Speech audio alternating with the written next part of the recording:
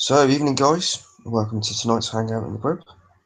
As you can see by the title, it's all about Revenge Raid 2. So, as you can see, there's just me, myself, and Burning Wolf tonight. Unfortunately, BP Prof can't make it tonight due to Mrs. Prof accidentally forgetting somebody at the airport. So, he's had to go and retrieve the person from the airport. So, he gives his utmost apologies. But he's done the slides for us, so we're all good. So you'll have to bear with me a little bit, because I've only recently seen the slides since he's updated them. So say hello, Burning Wolf. Good evening. Hello. There we go. So we have got them. Okay, so should we get started? Let's see if we can share this up.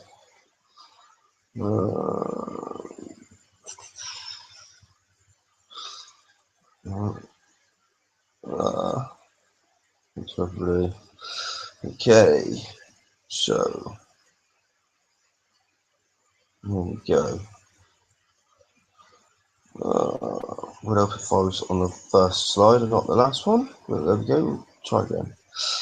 Alright, so let's get started. So this week's bug fixes and tuning. Fixed an issue where sector threat level text for world map targets could be displayed in the context menu for targets that have no threat level associated with them. Not entirely sure what that means, but there we go, it's fixed.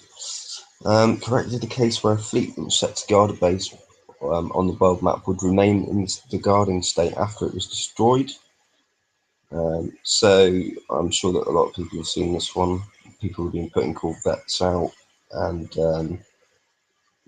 just instant repairing them if they were online so that people can get in the bases. So just effectively is just a new way of gunboat spamming. It doesn't seem entirely fixed though, because I was just talking to someone that even though his gunboat died on a base, he couldn't put another guard on it because it was still saying one guard max while his fleet was still waiting there. So it's still not perfected yet. But Right. at least Hunter Jav can't spam the Alliance Quick page with all his crime posts about guarding bases, so there's spam ticketing anymore. There we go. So at least that's something that's good to come out of it. Okay, next one, cleaned up a number of other areas that had issues in relation to instant world map repair and guarding fleets. And fixed a bug where the world map repair pop-up would appear twice after being defeated in the campaign combat. I haven't seen that one, but it's always good. No, I haven't done campaigns in a while, so I haven't seen it myself. No. So I think that's all for bug fixes and tuning. So, as we had the Kickstarter statement last week, they have released a load of stuff this week with regards to that. So the repair times have been mostly reduced, depending on the item types. So you've got your sources of ship health. So your hulls and weapons have had a repair reduction of 20%. Then you've got your Synth E, VSU, R, and compound plates 20%. NCX, TNP, and all of the single plates at 40%. Cadmium's at 60% reduction, and research armor tactical modules is coming soon, we assume, because there's nothing being done about that. So, I mean, have you seen a marked reduction in your repair times, mate? I'm seeing slight reductions, not as much as what everyone thought they would see. And I was following a post on the forums where people were saying, "Oh, it's not worked, it's not worked," but the reductions are not as high as what everyone feels they are at the moment.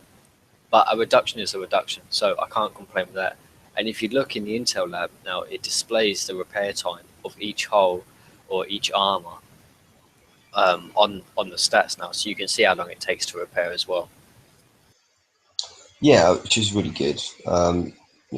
Gives you better of an idea as to what you're looking at repair time wise, and if you're adding armor, what repair time is going to be by adding that armor, which is quite good. Obviously, we already had that with Huggies, and obviously he's changed that up as well. So good on you, Huggy. Lovely mate. But, I don't yeah. know. I don't know how he does it so quickly, but yeah, that guy's a fucking legend. Yeah, have to agree with that one. Have to agree with that one. So be nice to hear from chat as to whether you've seen a marked increase, whether you're happy, whether you think it needs to go further. I think Sorry, one message from chat about Cadmium armor. Is it still worthwhile? Mm, Personally, I'd say I'm not going to swap out Evade for Cadmium armor, even with the 60% reduce. no, I have to agree with that one. There is some occasions where it does make sense to use the streamlined cadmium armor. Basically, just if you fill in an extra armor slot, just for extra health points, really. Or you're going to replace something like a V armor. So, if you're replacing V armor, then it makes perfect sense. But other than that, not really. It's just still not really worth it. For the extra damage that you're going to take, which we'll talk about as well in a bit, it's probably just not really worth it. But we'll move on to the next slide. You happy with what we've just said there? Yeah, nothing else on chat, so go for it. Cool. So, weapon rebalance. So, the high level goals reduce the power gap between weapons across the game, more clear progression path for weapon types, diversity of strategy, more meaningful build decisions when it comes to weapons. So, general changes that have happened. Increase the damage of a number of the majority of weapons, reduce the weight for the large majority of them, reduce build times for some weapons, remove negative effects from a small amount of weapons that had greatly inhibited usability. So they didn't directly decrease the strength of any weapon. Such as directly reducing the blade missile's damage number. Top tier weapons are still the same. Changed the range of any weapon, didn't increase the weight of the given weapon, and some build time and resource costs. So what Larry wanted me to make sure that I said was that he is going to do a weapon by weapon analysis on his blog this week. So do make sure you check that out. He will be posting it up on the BPC page, and I'm sure various other pages as well. So, I mean, how do you think that the whole weapon balance has been going, really? I think it's great. It's not really going to affect me personally because most of the weapons they've done, I don't actually use. But it's great that they've finally done something to sort of level the playing field, not made them overpowered. From what I've seen, like as the example that we used on Friday show was the siege missile. They lowered the weight on that drastically, and on the Kickside forums, which was posted about 40 minutes ago, Doom Rooster has created a sort of spreadsheet with every single change on there now. So that's only recently been put up. He's also added that the crossbow series of weapons no longer requires the hold to stop to fire as well. Added bonus, I still don't think they're worth it, but the fact that they've changed so much is great.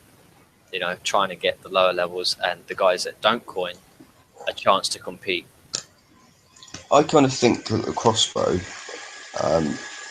is more useful with the fact that it doesn't fire unless you're stopped. I think the major drawback with the crossbow, to be perfectly honest, used to be the fact that its range wasn't as good as the arbalist, obviously, but that most of the issue with it was the build time, because I think like the crossbow 3 was something stupid like nearly 4 days build time. Because I think as a prep weapon, it could be quite useful on a hull like a Crusader or something like that. just for taking out, you know, just like turrets that you want to take out when you're prepping, and to just prep out like a ship, a single ship or something like that. It would be quite a good little sort of prep tool, really. It's So like a I'm kind delusion. of, yeah, I'm just kind of upset that they've made it into like a mini arbalest, really. I think it would have been more useful as a prep weapon if you just cut the build time massively and just up the strength a little bit. But yeah, it's good that you can change it into like having a mini arbalest if you haven't got the arbalest, I suppose. Yeah, I mean, it is a smaller obelisk. The obelisk is the higher tech level, and they said that they weren't going to eliminate the high end tech and make them sort of useless by these changes, which they haven't done, to be fair. Which I know there's a slide later on going into more detail with the missiles later, but it's great that they've done it.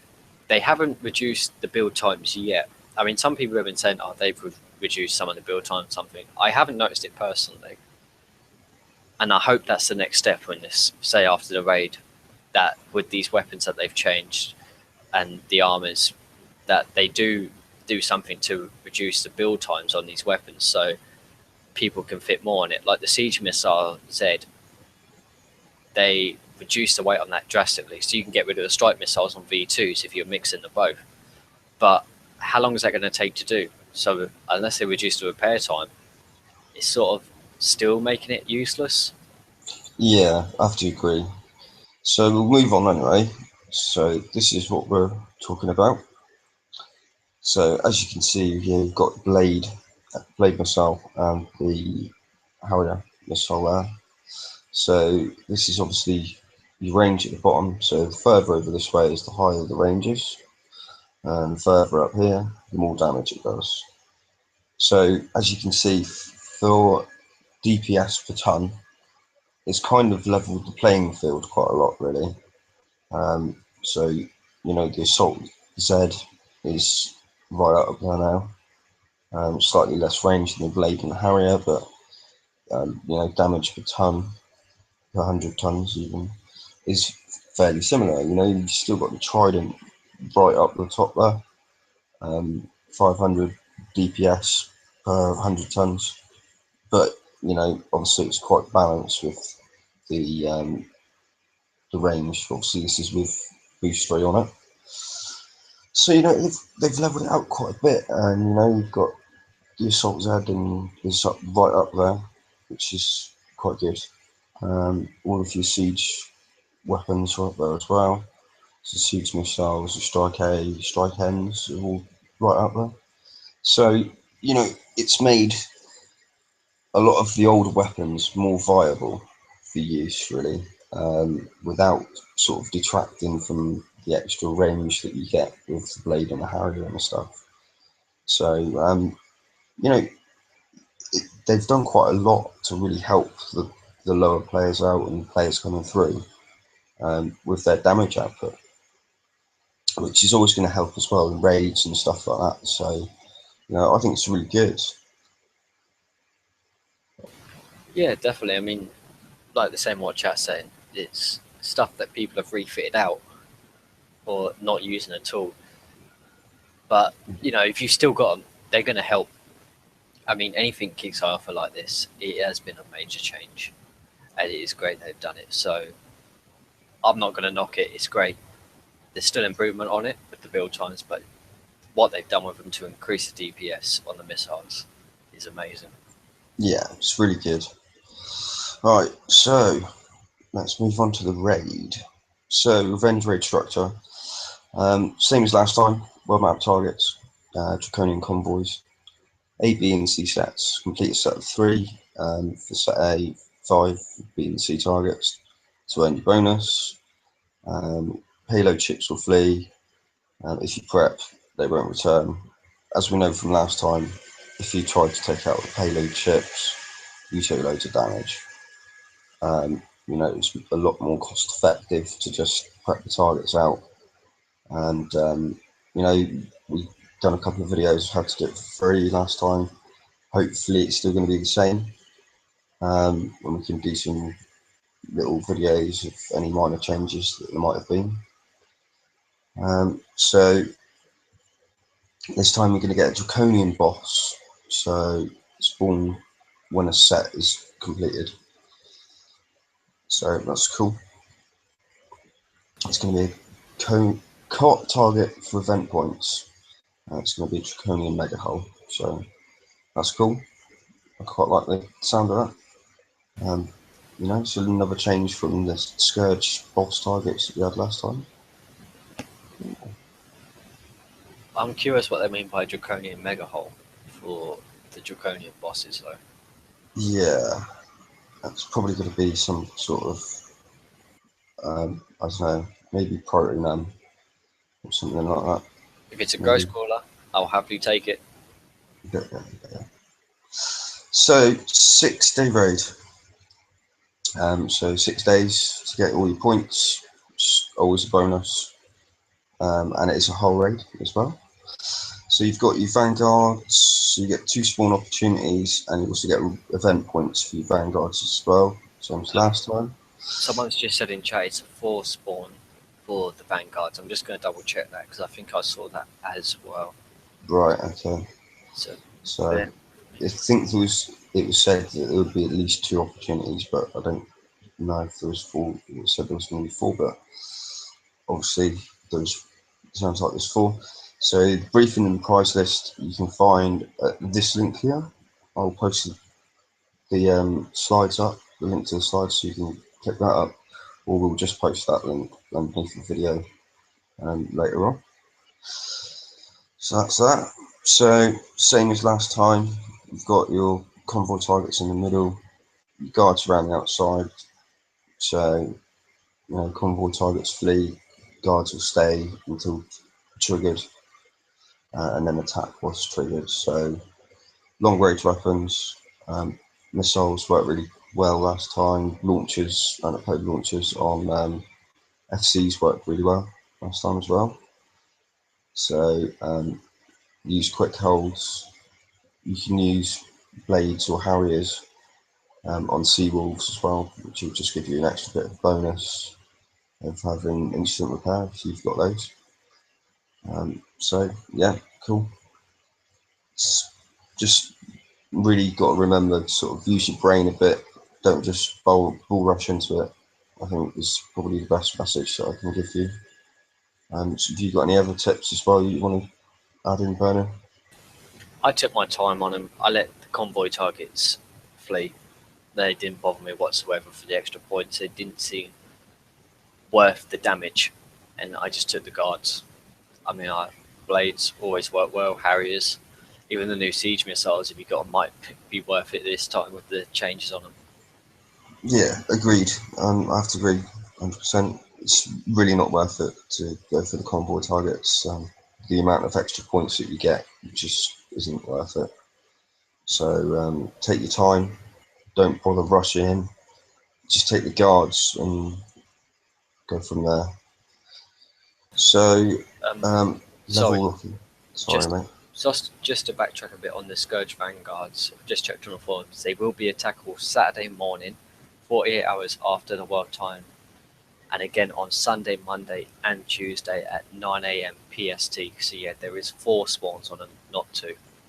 All right, cool.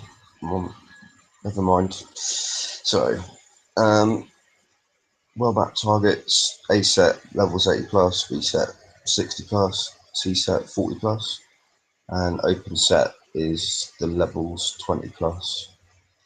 The level locking players above which level will receive reduced point payouts for what targets we don't know. So that's that.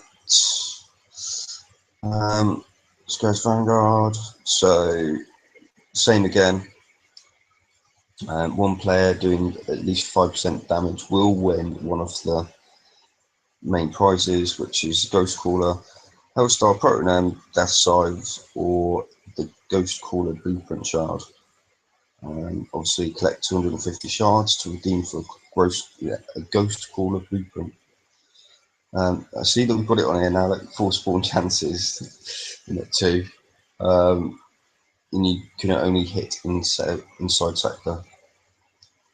So, and it's on there as well, like Saturday, 48 hours after the world start time, Sunday, Monday, Tuesday at 9 a.m. Kickside time. I still So, believe it's a shame that you can only hit the ones in sector. I'd love to troll the hell out of other sectors and steal them all. this is very true, but I suppose that's probably why they've done it. I mean, it's like they did the campaigns for a while because people complain about stealing targets. But it's a pirate game. You're meant to steal. You're meant to plunder. You're meant to reduce damage any way you can. And if someone's going to prep a target for me, then yeah, I'll do it. But as well as stealing these as well, that'd be even a hell of a lot of fun because people really want the Ghost Caller. So this would piss them off even more. So it'd be a great troll target. Agreed. Have to agree with that one. So, prizes. So, Phantom Tide Shark. So, same as the Phantom Nighthawk. Hides subfleets on the world map. It's got a scattergun reload bonus. It's got increased damage and sonar. So a lot of people are asking what the build time is. It is 6 days, 8 hours, 34 minutes with an officer. So it's 30 million points. I quite like the look at this. I think it's quite cool. I don't like the green on it. I mean, I know they've done it to look slightly different, and it does save time by just putting a bit of green on it. But it reminds me of a bit of a puke green sort of colour. I think it just looks like seaweed. Could be. But yeah. If you go with But the storyline, then they have been underground for God knows how long. So yeah, seaweed would go with it. yeah. So obviously, like we said, there's a 50% scattergun reload, 8% concussive damage, and the sonar range is 60 up from 30, was it? I think is the normal Tiger. So I quite liking those stats. I think it's quite good. I mean, obviously, if you um, put sonar onto your Phantom, then you don't have to worry with the rest of your fleet. So you can use that to do some of the Scourge targets with the subs in there and stuff like that. Just as a little tip, maybe for people that might struggle doing some of the stuff with involving the Scourge. I love it. I mean, I've got phantoms with my tigers at the minute, and the surface time is not the best because they don't fit. And I'm glad that they made this exactly the same surface time, speed, and everything as the original Tiger. And I actually scrapped a Tiger Shark today because it had all the scatter guns on it, so it could fit on this when it comes out. Yeah, and we've got repair durations 50 minutes and 59 seconds for those of you that are interested. So, what else have we got? We've got the Drac UAV carrier. So, 12 4-5 slot configuration, UAV chain count, 450 assault and siege deflection, so very tough. 30% on resistances, 30% evade, medium combat speed, and we have the unreactive stat, which still we have no idea what the unreactive stat actually is because they don't put it on there. So I'm just going to moan about it once more. How unreactive is it? Is it as unreactive as, a Frostburn, a Neptune? So we don't know what it is because you don't tell us. Please tell us. So build time with officer 5 days, 2 hours, 30 minutes, 15 million points in the raid. Relatively low on the armor points. Maximum weight's nice. chain counts 1, swarm time cap of 1 second. I'm sure that Larry will go through that on his blog and explain all of that for you, because I'm not sure I understand it yet. Plus 60% UAV damage, chaining range of plus 10. So yeah, it's quite cool. I quite like the look of it. 5 special slots is always nice. 4 armor slots, I think it's a bit, but you know, it's going to be a hell of a ship to kill. Is this meant to be a base fleet? I'm not 100% sure what, if I got this, what I would use it for. I mean, it says it does underwater damage as well. So it's a shame it doesn't have thermal. So it could be used as an all-rounder. True, it is true, that would be nice, but then I think it might be a bit overpowered if you've done that. You know, I'm quite interested in putting one of these in my base, really.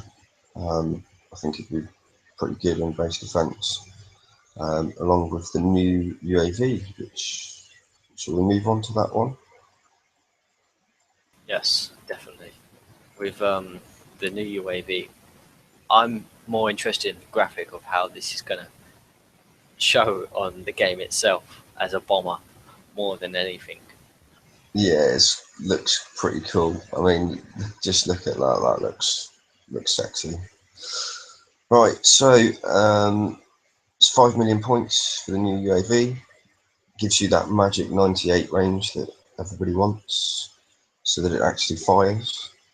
Its explosive weapon type, weight of 365 tons, 1828 damage. Does the same damage to submerged fleets also. It's got reload time 12, flak evasion of 60%, special abilities of UV swarm duration of 1 and reload of 1, so plus 1 on each. It does do splash of 20, so we'll hit multiple targets at the same time. So if you come up against these, you really do not want to bunch up. And build time with officer is real quick, comparing it with the other UAVs. So obviously Scarab's 20 hours, Locust 16 hours, Hornets and Dragonflies 15 and a half. This is only 9 hours and 11 minutes with an officer. So this is going to be awesome, I think. Really liking the look of this. So I don't know. What do you think? You're going to be looking at putting a fleet of these out pretty quick. A fleet of these, and since I've taken my Grim Wrath away from my Rhinos, now I'm using a Fusion Cruiser. And the extra Harlocker Gears as well in the in the raid as well. I think these with a Harlocker Gears and I mean a normal Aegeus, because you can't have 2 limited as a thing, sorry. Normal Aegeus and these as well as a Grim Wrath, it's going to be amazing to watch. Yeah, I think it's going to be pretty nuts, to be perfectly honest. Especially now as well, because it's the explosive type, and a lot of people have gone to missile defense on the base cards and stuff. It's going to be pretty nasty, I think. Which is the bad thing as well, because everyone you center yourself around one thing. It goes through stages where missiles are the best and explosive are the best, and cannons, ballistic is the best. It's a shame that they can't find an even medium. So Well, everyone's going to be changing their bases again just to combat this. I think what they've done is they've kept it so the damage is pretty much similar to that of what the blade is. So it's kind of leveling off, but it's a different weapon type. The only problem with that is that you need that heavy missile resistance in order to combat things like blades and harriers and stuff like that. So by adding this in there, and even though they're leveling it off a bit, what still you'll find is that because you need those resistances to be so high that you know you need to sort of bulk up on one set rather than everything, and I think it's going to leave you open and making sure that you can sort of defend against this and blades is going to leave you open a little bit, if you know what I mean, to both, rather than if you try to defend against just one. But I don't know. We'll have to see how it works out. I think I think the thing, 60% flak evasion is going to be pretty good as well. I think. yeah, I think that's a bit overpowered, 60% flak evasion, because a lot of the backline defense is APOX at the moment. Yeah, And you brought in a reasonable flak evasion, like 25% or 30%, something like that. Then some people would switch some out for flex, making it a more balance than anything. agreed. I think the trouble at the minute with having such high flak evasion is that it's kind of making flaks and coaxes and stuff like that pretty much worthless, really. It's a bit of a struggle, but I don't know. It's going to be interesting for sure. It'd be nice to see what people think in chat as well. So let Yeah, us know. Cutlass Fish has asked if do you think UAVs this is enough to bring UAVs back? I, I'd say it is. I think this is going to be a I think, nice base guarding hole as well as a nice base hitting hole. yeah, I think for sure that it's going to be really good for base defense. I think a lot of the trouble was why they went sort of out of fashion in bases was purely because of the range. You were getting people hitting bases with 98 range and 95. They were outranging the 95 on the Locust, weren't they? So, and the 96 on the Hornet was alright, but they don't really deal that much damage. So, I think it will. But is this going to bring back? You know when Harlox came out with the UAVs and everything, and the Grim Berserker, everyone was going through controlling the guard fleets, stacking, and then just wasting everyone who came in their base. Is this going to bring this back, or is it going to be more evened out? I don't know. The trouble is now you've got people that are stacking heavy cruisers in their base. I mean, you know how hard they are to kill individually, never mind with anything else. So, I mean, with the splash of this is going to help if they stack, isn't it? So if you're attacking them and they stack, you're going to be killing off most of their fleet as well. So So a hell of a lot of APOX with one fusion cruiser in there with full of scatterguns. One of these as well. yeah, It's going to work both ways. It may find easy to defend. It may find easy to attack. It depends on how but it works. I'll be putting one of these in my base straight away. I'll tell you that for certain. But yeah, it's cool. I like it. And it could bring So back Harlock Atlases. Sorry. yeah, I was just going to go through this quickly. So UAVs on Atlas R5 with power cells. So obviously it's the highest range. Its DPS per 100 tons is just under the Hornet. Dragonflies is obviously slightly higher than that, but hasn't got the range. So it's better than a Locust. Slightly less damage than the Hornet, but that's because of the Hornet's insane reload time. But obviously they only hit single targets, whereas the Drak Bomber is going to hit anything that's stacked all at the same time. So that DPS is going to go through the roof if they're stacked.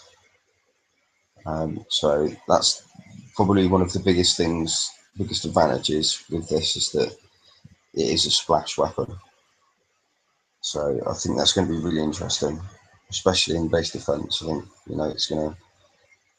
I think one of these with like your rhinos or maybe two of these, with your rhinos or your mastodons in your base, it's going to work out really well. Because you can take that first spot out that they're going to push forwards. Where apox are going to be firing at the rhinos at the back, and then once that first spot is gone, your second one will take the rest of the fleet out. So I think, yeah, two of these in the base would be really nasty. Yeah, I mean, a quick question from chat on asking if when they switch targets, is it gonna, when they switch The chaining. target, yeah, the chaining. Sorry, will the flags change targets as well and carry on going for them? But again, with 60% evade, I mean, even though the DPS seems lower, it's going to overpower them so easily. So I think a lot of it depends on how quickly they move as well. Because we had a lot of it with when the Harlocks first came out and stuff like that. We were putting 4 or 5 flags in base and it was killing off most of them.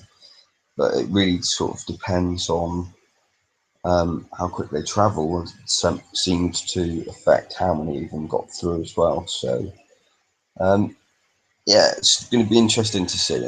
It's going to be hard for us to comment without seeing it really in action. But the chaining's going to be nuts on it. If you can get that chaining right up there, and yeah, so you want to retro your power cells if we've not got them retroed, I would say. definitely just one thing from order, because someone brought up in chat a couple of minutes ago about the is it worth putting the blades on the new hull? Blades do work on pretty much any hull lately, but this is going to level the playing field. And what Marauder said is that because blades ignore, the UAVs ignore evade, then it's going to do a lot better than the blades. So Agreed.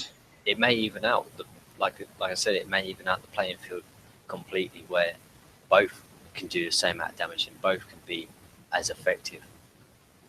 Agreed. Yeah, because the main defense against blades is high resistances and high evade. You know, this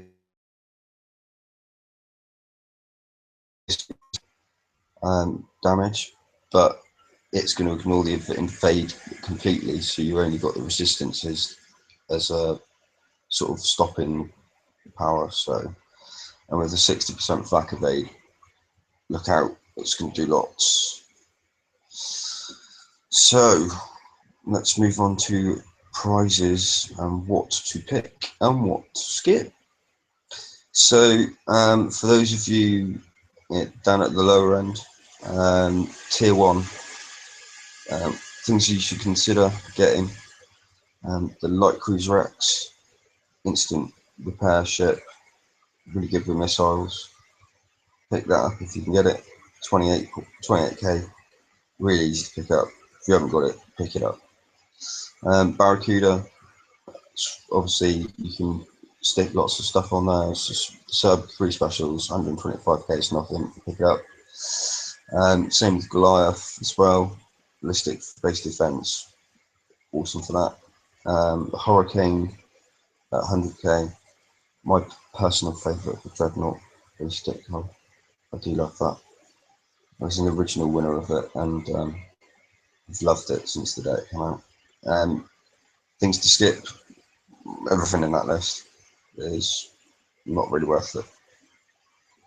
Anything you want to add at all, Vernon? Two things. One, the Barracuda has always been an amazing sub and still is effective. If you haven't got subs and you're not going to get anything out of the higher tiers, definitely grab the Barracuda. It's a great little fleet. Dreadnoughts, when they first come out, I was with URF in a sector when he first got them, and yeah, they've always been lovely to see on the sea, especially when he first got them. And if you Destroyed everybody. they're a great trophy. I don't care. I wish I built them when I got them. I still haven't. I believe I should build a fleet of dreadnoughts just to put out there on the sea because they are a great trophy. They look amazing. They always have done. Well, just I'm just going to mention this. My R10 dreadnought fleet is skull ranked. It's got arbalists on it and some antis on it, and it autos 85s and can auto 3 before it dies. So, just say it. I do that to piss people off that say that it's too hard to do 85s. I just send them in and go, yeah, there you go. Look, there's a 4-year-old ship auto in them. But yeah, it's fun. I like it.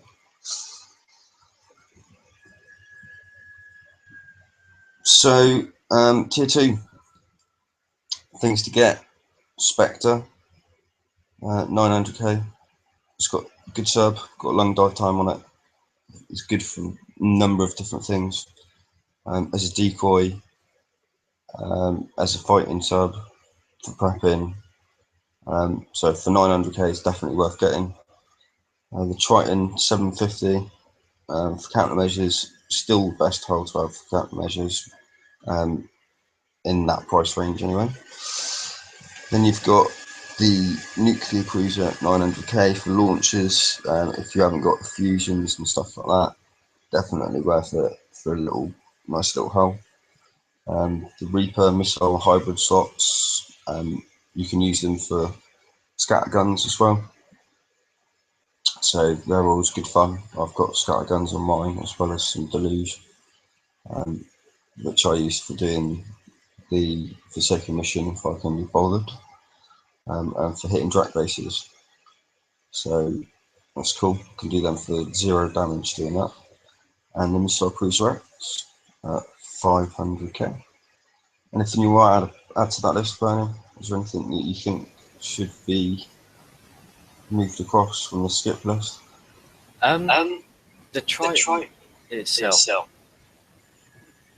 It's great for count. And I got it.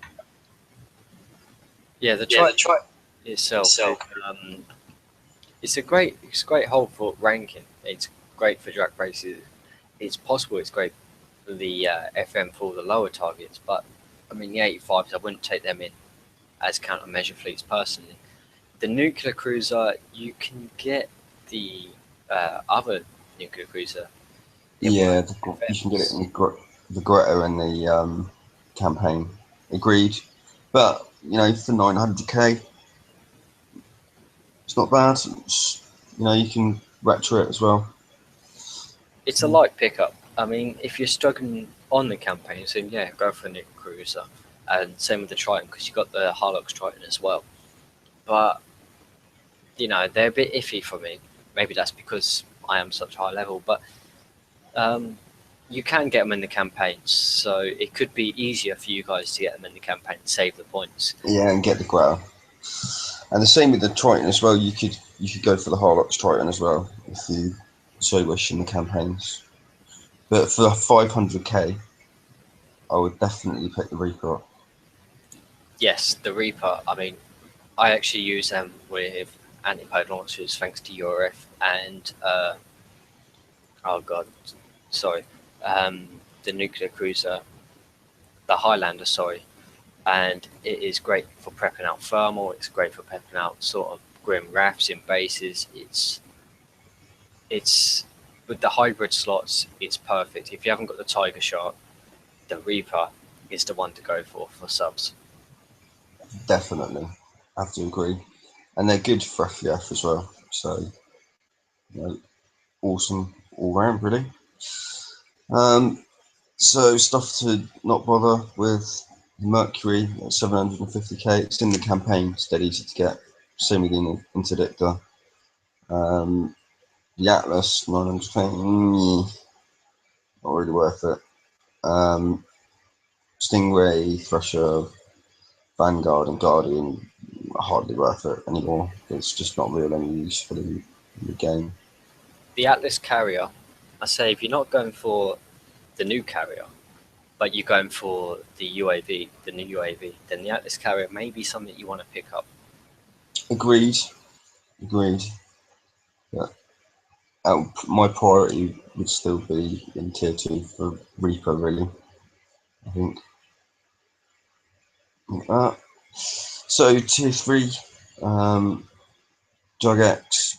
You just, if you haven't got any Drug X's, you've got to get that, really. They come in so handy for everything.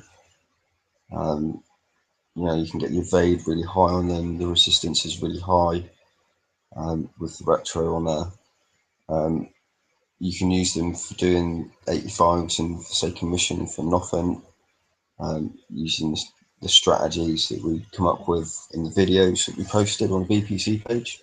So definitely worth that. Strike Cruiser X. I do know that Larry loves his Strike Cruiser X. It's going to be, come more relevant, I think, with the new rebalancing and stuff. So, Strike Cruiser X with any of the sort of high range ballistic weapons have been pretty good. Hellstrike. I still love the Hellstrike. I think it's a brilliant hull. For 4 million, it's not bad at all.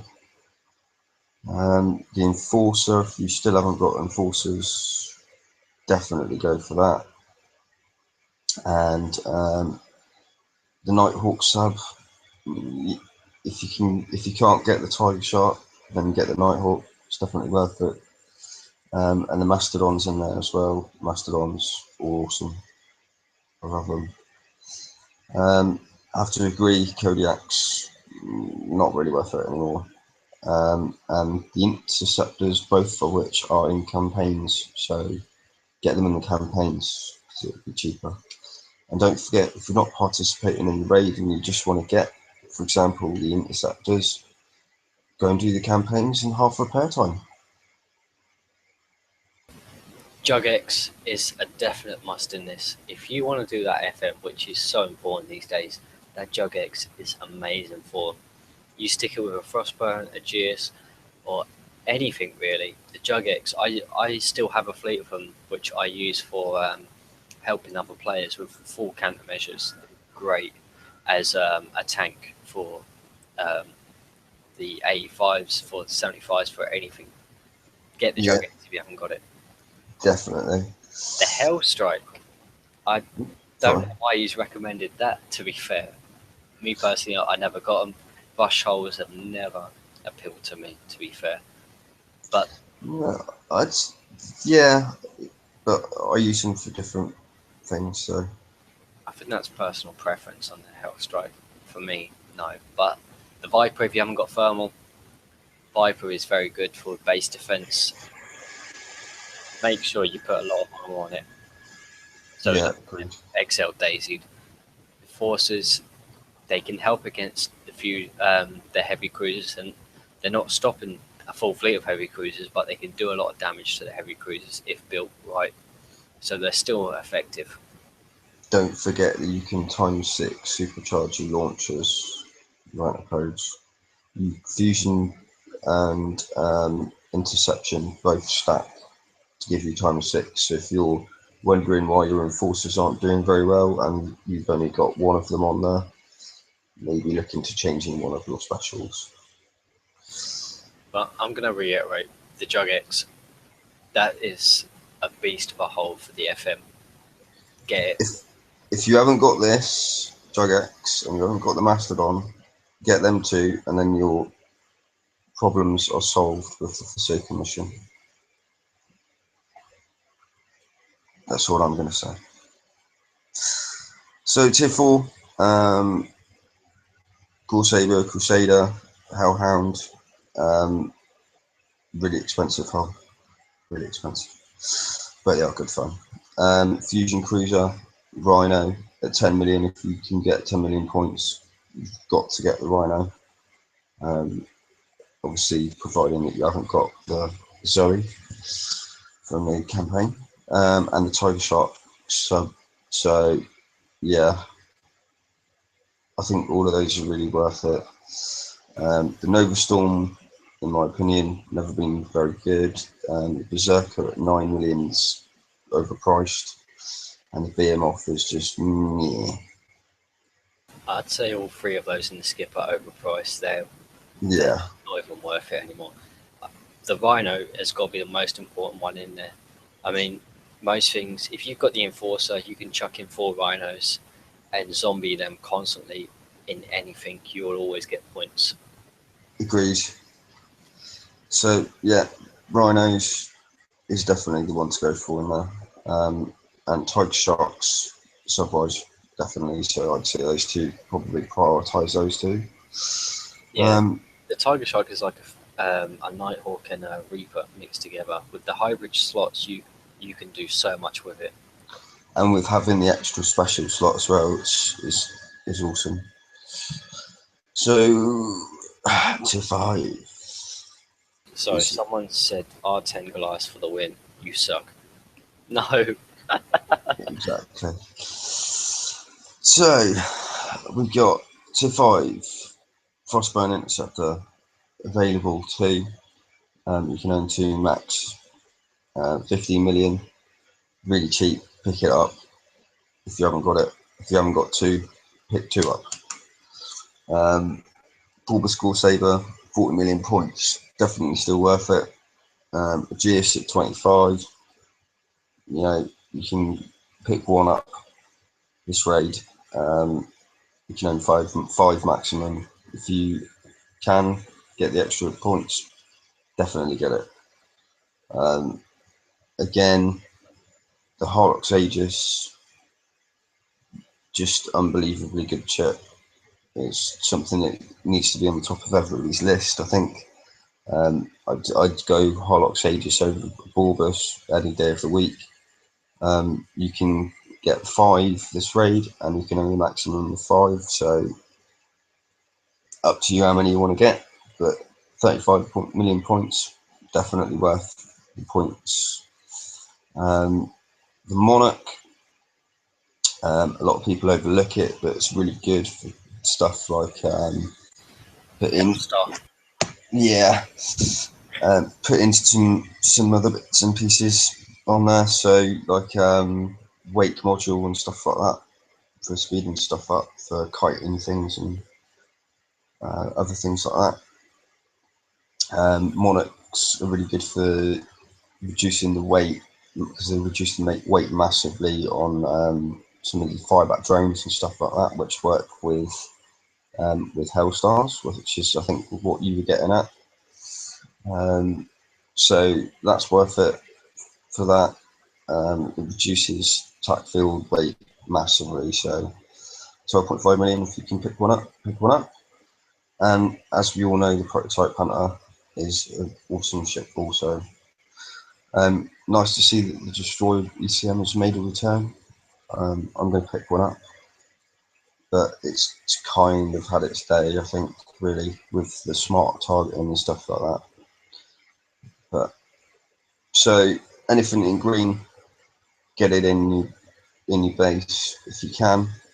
I'd have to say, if you can only get a certain amount of points, Horlocks Aegis would be my top priority, and the Frostburn as well. Do you have to agree with that one?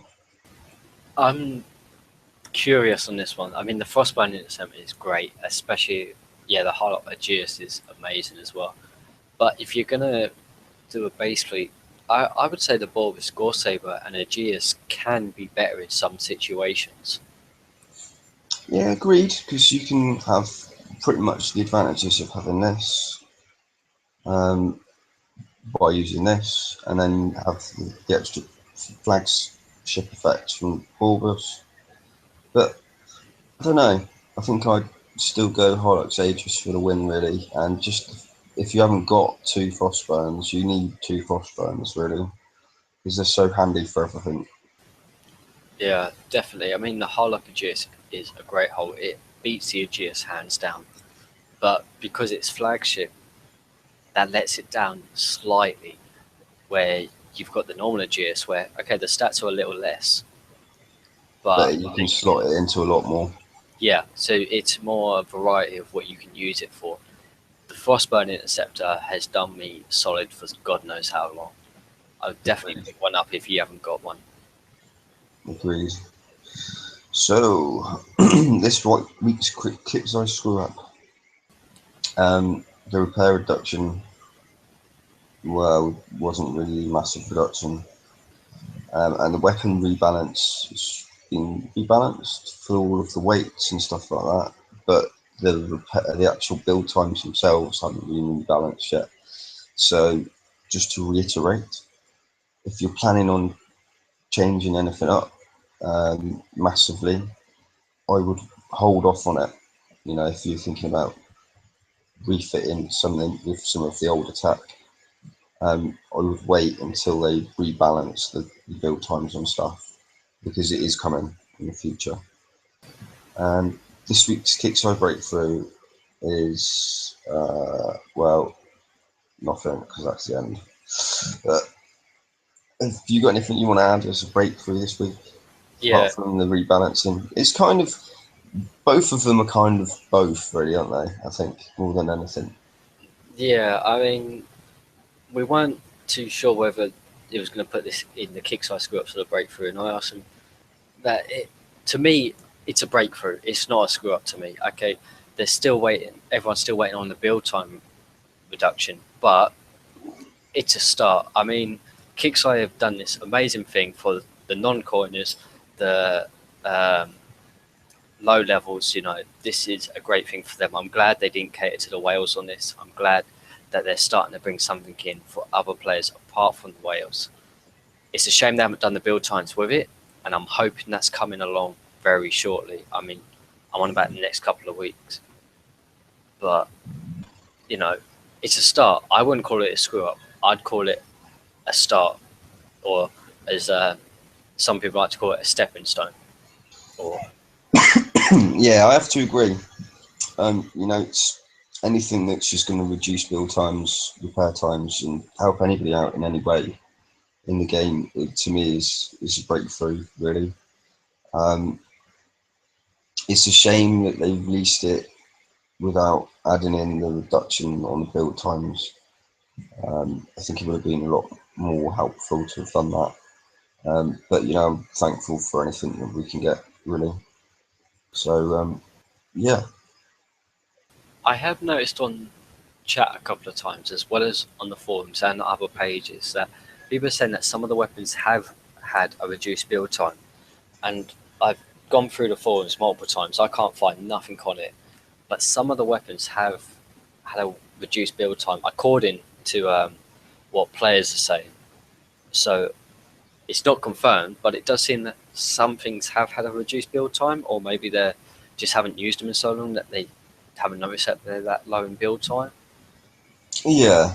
So I mean, I don't know. I haven't really had a chance to look at it. I've been majorly busy.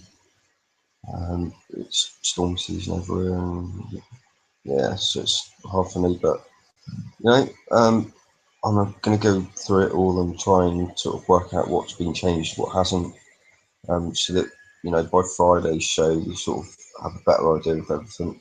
And I think Larry's going to be doing his blog article this week purely on all of the weapon changes and you know what changes to the build times and stuff like that have been. So so you definitely want to check that one out. Yeah, I mean, someone's just said that they've looked at one of the siege cannon nests, which is the one that I've seen quite a few times, has 22-minute build time now. So that has gone down quite a lot. Others, another one, weapons with built-in armor have been reduced. I think that's one of the comments in the chat. So it's not confirmed, but this is what other players are seeing. So it may be something to look at, something to experiment with. That some of the older weapons may be worthwhile in the build times now. I mean, I'm not saying build a siege cannon fleet because they're still useless to me personally, but some things have seemed to have dropped somewhere. Yeah, agreed. Um, but yeah, I mean, there's a bunch of stuff that has dropped, but I think again, a lot of the stuff that's been made more useful, like the missiles and stuff like that, hasn't dropped yet. So you know, it's something that you want to look into. Because I know, like we were saying about earlier, the Assault Z has added quite a big buff up to sort of Harrier and Blade type damage wise, but obviously the build time is still like 1 day and 12 hours per missile or something like that. So Yeah, I mean the siege missile has gone up drastically, which is great. I love it. But please, Kickside, if you're watching this, drop the build time. I'm not going to ever use it. I've got blades, I don't need to use it. But for the players that want to be more competitive, that want to play the game more, the lower levels, the mid to low coiners, drop the build time for them as soon as possible. Another thing on the forums, maybe I've been good for the screw ups, is the drag targets, where they've actually increased in damage because of this change. Something that Kickside didn't take into account of the Drax using some of the stats as ours, where they've reduced certain, up the damage on certain things and whatnot. So the Drax have gotten actually harder, which they are trying to address. I'm not 100% sure if they've addressed it yet, but they are looking into it at the same time.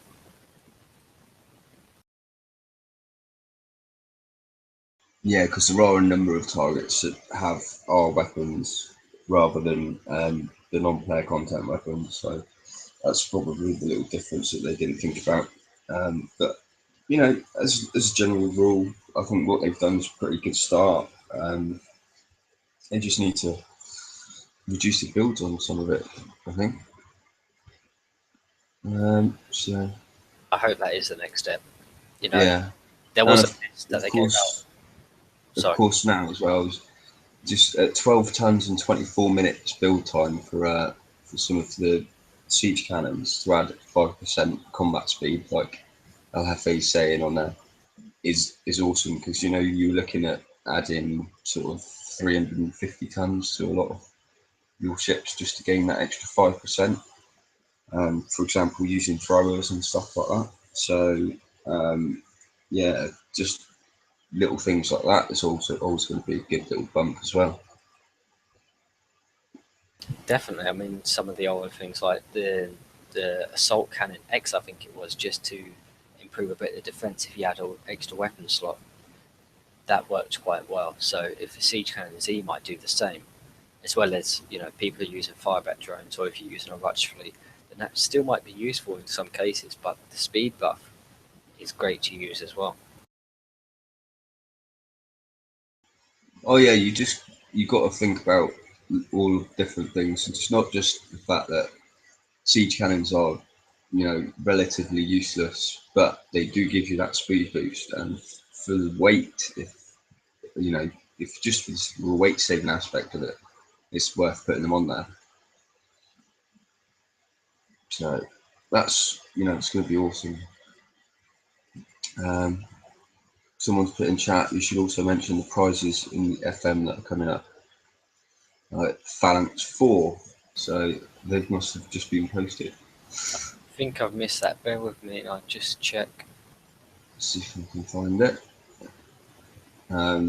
Obviously, we've been quite busy doing the show, so if it's been posted very recently, just the names have been posted.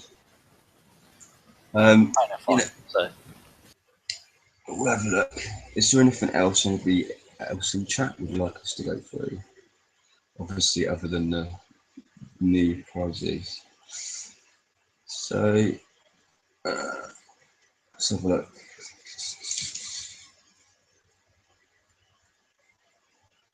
I have tried to go through the questions that they come up, but if I've missed anything, feel free to ask again. In case I do have missed it, because I've had a few drinks tonight. So, yeah, it was in the December work in progress. So you've got the explosive system for Phalanx 4, the UAV battery, and a new oil rig trigger. That's the new prizes that have been up there. So, I mean, the UAV battery is going to be awesome. I would have said it's going to obviously be an upgrade to the current power cells, I would have thought. With a different name, I'm hoping it's still going to be in the same retrofit as them. But again, I'm glad they brought this out, because they're showing ahead of time, so you don't refit the power cell on there. Yeah, Didn't agreed. have to put the battery on 2 weeks later, and I was done with so many missile weapons on the last batch of raids. And a phalanx fall's been needed for a while as well, so that's quite cool. The explosive system 4, that's going to help as well, though, isn't it, with the new UAV? I suppose because it's a splash weapon, it would increase your splash, I would have said. So that could be an interesting little thing. It could also be effective on the scattergun as well, couldn't it? It could be a. So depending on the stats of it, it may take over the Heshi shells. Sorry, I can never say that correctly. What else have we got here? Did another 4 prizes in the FM for the 3rd time in 5 months, which Kickstarter said they wouldn't do. Yeah, I have to agree. It's been a bit shoved down the throat. Been a lot less build tokens coming out recently as well. Hopefully, once all of these changes are addressed, build times are going to come down significantly, and we won't need as many tokens and stuff for it. Yeah, that's a double-edged sword. I've seen a lot of posts saying they've taken away this thing, this campaign and this campaign, limited time campaigns. But at the same time, we've asked for a reduction in chores. So Kickstarter are just trying to work out, I personally believe that Kickstarter are just trying to work out what we want as well as what you class as chores at the same time. So it's a shame they didn't put build tokens in this raid, but you can't ask for both. You want less chores, but you want certain chores. So you've got to give them more feedback on the forums. Make yourself heard on the forums to say what you do want to see and what you don't want to see specifically. And don't go on a rant. Be constructive with what you give on the forums. It's just we're just having a chat in chat at the minute about the Harrier versus the Blade. With the bypass on the Harrier, it does look like they do pull away, but don't forget that the Harrier has no built-in flak defense. With UAVs coming back into the scene, you're probably going to see a few more flaks going into places. So what you'll see is that even though they slightly pull ahead of the Blade, with the Blade's 80% flak defense, it kind of cancels it out a little bit. That's just my personal opinion. Right. So I think that's about everything in chat there, really. So thank you very much for coming, those of you in chat. It's been a really good night. Very sorry that Larry couldn't make it. He might be at the airport now cooking his round up. So thanks for all coming out. Vernon, are you doing the show Friday? Or is it Paolo? Vernon, yeah? Okay, well, it'll be either Vernon or Paolo doing the show Friday. So it'll be the same time as usual. And of course, we will be back next Wednesday. So thank you very much, guys. And we shall all catch you later. Have a good one.